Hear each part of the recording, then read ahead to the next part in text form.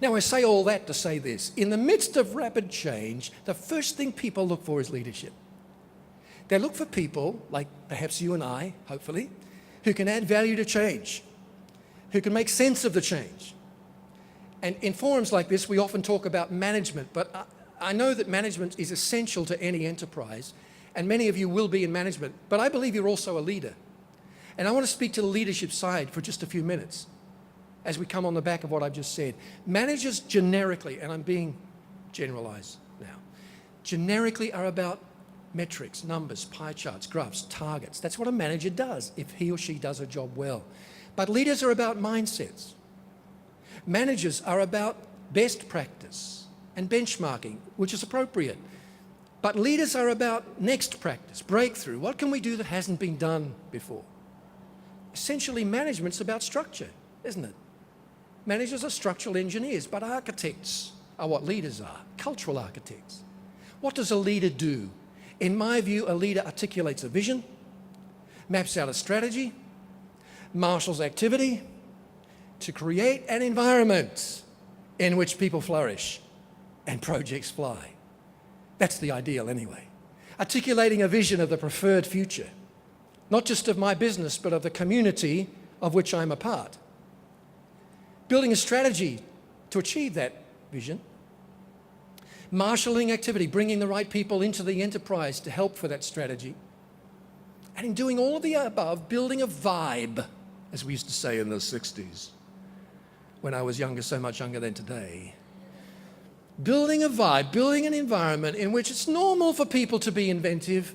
It's no longer the exception.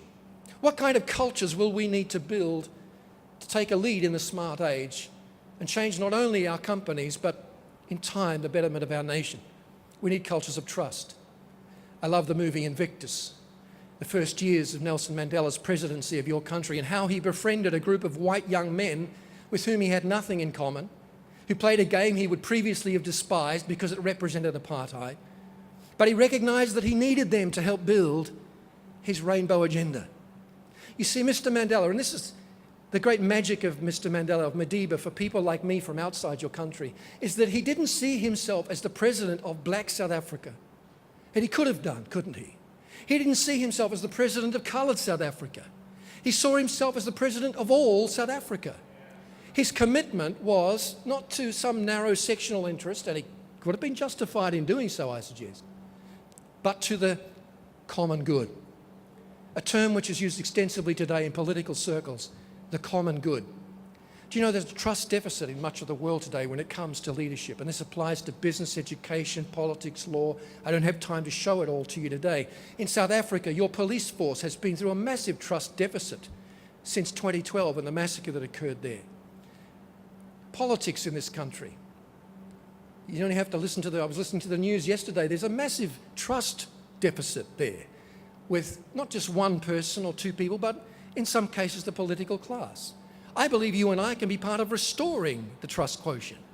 To do that, we need to recognize that the trust we inspire outside of our enterprise, and yes, even inside of it, is a product of our expertise plus our integrity multiplied by our commitment to the common good. If you want greater trust levels in your team, what do? You add to your expertise. Or you continue to improve yourself as a person. But I suggest there's an even more multiplied effect if you show a commitment to the common good. If you're willing as a leader to ask the question that I believe today is all about. What kind of city and nation do I want to live in 10 years from now, and what can I do now through my enterprise to set that in motion? We need to build cultures of autonomy in an age of automation. It strikes me as interesting that in cities like Berlin and in Soho, London, and in Cambridge and in Eindhoven in Holland, technology hubs, the high-tech guys who are at the head of game design and app design are building physical networks. They're coming together in small little enclaves and building physical proximity because they, above all else, recognize that in the age of high-tech, we need more high-touch. Ladies and gentlemen, we can help that by humanizing the digital now. It might be as simple as saying that coffee area in my office over there, that is not for digital time. Please don't use digital gadgets there if you can help it. That's for eyeball time. You know, for the old-fashioned biometrics of scanning someone's face with your eyeball. You know, the Bank of America, if you think I'm in fairyland, and a number of other organisations in the last 2 years in America have run studies on this. But the BOA is a good one to point out to you. 90 workers were given censored badges for 1 week and told to go about their work.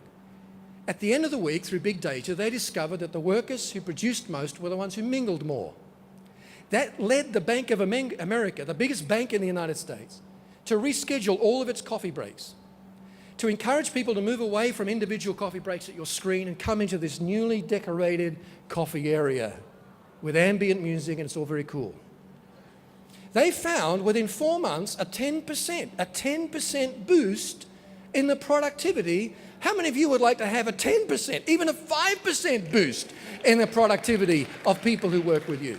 It can be as simple as humanizing the digital. We need to bring cultures of meaning. A McKinsey Quarterly study 2 years ago worldwide suggested that the hardest thing for CEOs to provide their workers, but the things the team want most, is meaning in the work. Not what do we do in our company, but what do we stand for? What are our values? What do we stand for? How do I fit into that? It's important, especially for the narrative generations. I call millennials and Generation Edge or Z narrative generations, because almost every form of information they take in has a story attached. A song is a story, a music video is a story, a news story is even more today than it was when I was a kid, a story with a beginning, a middle and an end, told in a short space of time. Social media is storytelling, stream of consciousness fashion. Here's my story, this is who I am. Recognize me, it's my brand.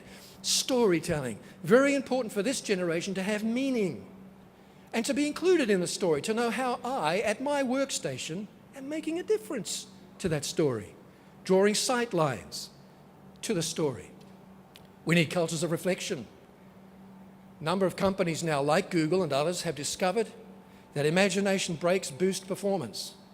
University of California, 2014, said, if you're doing a technical task at your desk and you're heavily engrossed in it, and you go away and you take half an hour off to read a novel, listen to some music, look out the window and daydream, when you come back to that task, you will see a 40% increase in your productivity. 40%. Because, and neurologists to back this up, the brain areas associated with daydreaming are exactly the same ones we use when we solve problems. What do daydreamers do? They imagine themselves in future scenarios, solving problems within those scenarios. That's why some of our greatest inventors in history, from Archimedes to Newton to Einstein, have been unapologetic daydreamers even in their adult years. Now, I'm not suggesting that you encourage all your workforce to daydream constantly, but I'm saying that you encourage them to do it some of the time, because the brain benefits from downtime.